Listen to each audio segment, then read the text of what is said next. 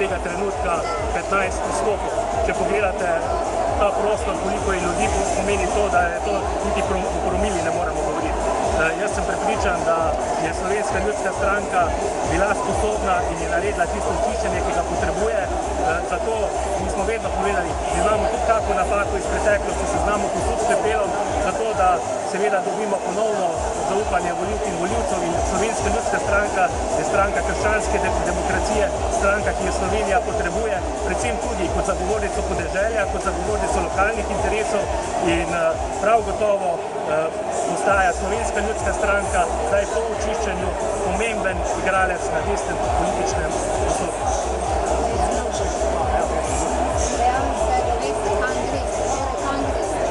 Mi gremo po zaupanje Slovenkam in Slovencem, državljankam in državljanom, mi gremo seveda v parlament, mi gremo zato, ne zato, ker bi mi želeli biti v parlamentu, ampak zato, ker vemo, znamo in zmoremo, imamo program dobrega gospodarja, zato da bodo slovenski državljanke in državljani živeli v dostojni državi, kjer se ne bojo rabili neko bati za svojo ekonomsko in sicersko varnost.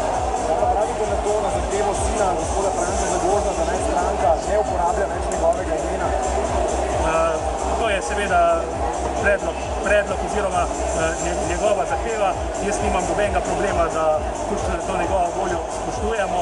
Je pa res, da določena zgodovinska dejstva, ko se bo zdaj pa kje navajalo, pa mislim, da je tudi korektno, da se to tudi uporabi. Ampak, gledajte, jaz obljubljam, če je zahteva sila, da bomo to seveda v stranki spoštovali. Tožbo proti Kanglerju ste že sprožili zaradi imena stranke?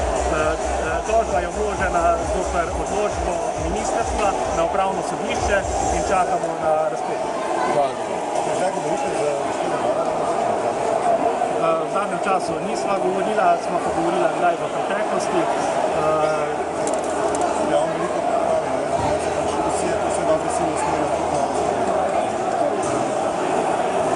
Ni naravna pot.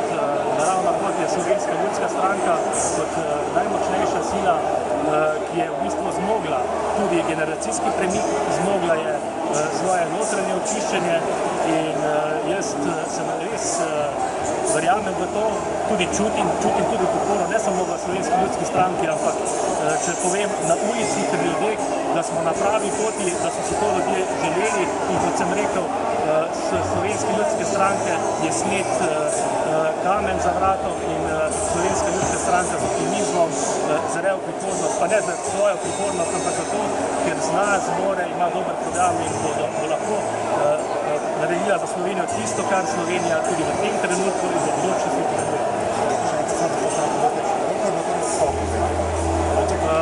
15 odstopov, kar pomeni glede na tole množico, ko jo vidite, niti kak promil ne, Slovenska ljudska stranka je močna in je povezana in